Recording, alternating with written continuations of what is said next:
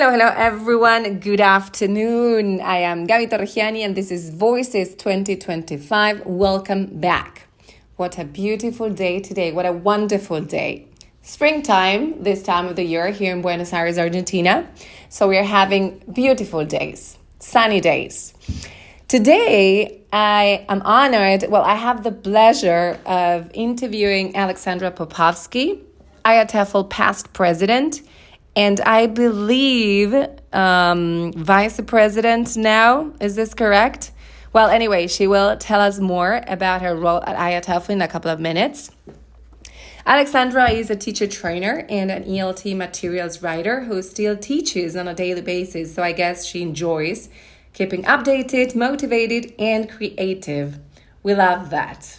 Aleksandra, we have some questions for you today. What are your thoughts about lifelong learning? How is lifelong learning related to innovative and reflective learning? And is language learning a form of lifelong learning? What are your thoughts about this? Has IATEFL helped you with networking? Have you heard of the concept of teacherpreneurship? Do you consider yourself a teacherpreneur? And what are you up to these days? Okay, Aleksandra, thank you very much for your time. Bye-bye. Hi, Gabby, and thank you very much for the invitation. It's a pleasure to be talking to you and, of course, your audience. Lifelong learning, I think it's a term that we use quite often, but without really reflecting on it and thinking more deeply about it. For me, lifelong learning is something that, not as a teacher, but as a person, I need to do, I have to do. It has to be a part of my life, because lifelong learning is not only about learning in educational settings. It's not about attending university or, primary, secondary school or a teacher training course or anything like that. Lifelong learning is learning through communication with people from different backgrounds, from different cultures, from different contexts. It's a process in which you learn about yourself and you learn about the world around you. I think it's also very important for me as a teacher to show my learners that learning is not about just learning the content. It's about learning about the world. And the best way to learn about the world is to actually bring the world into your classroom. So talking about real life, about the realities that surround us, that's also very important for me as a teacher and a teacher trainer. But also that is the focal point of my lifelong learning. So that's why we call it lifelong learning. It's not only about the duration, that you learn throughout your life. It is actually about learning about life.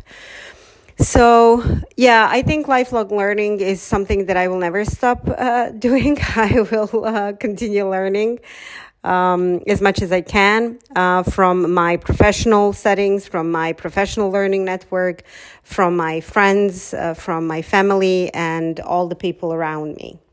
And also, you ask about how it's related to, reflective, innovative learning. Well, every time you learn something new, you start thinking about creating something new. You start innovating because you combine your previous knowledge with the new knowledge that you gained.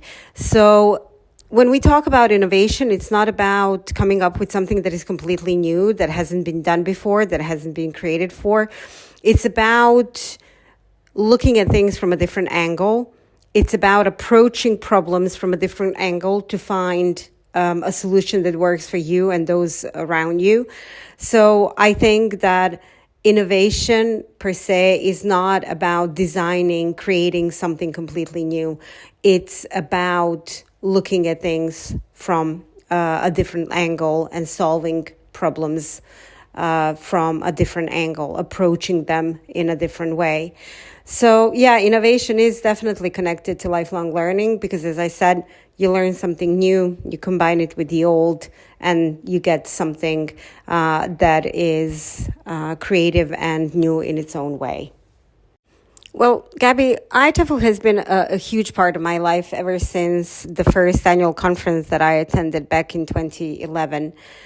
And ITEFL has provided me with so many opportunities to expand my professional network, but also my personal network. I've made a lot of friends by going to the annual conference, by attending different online events organized by ITEFL and its 16 SIGs. And I think that I've created this really, really solid professional network. And a lot of these professional people have become my personal friends. So it's always nice to go to the annual conference and catch up with them, talk about work, but also talk about life. So for me, ITEFL as an association is more than an association. It's a place where I feel safe as a professional and as a person, to be honest. I'm lucky that I'm working with some amazing trustees. I've been lucky with my predecessors, especially Gabriel Diaz-Majoli, who I consider to be my mentor.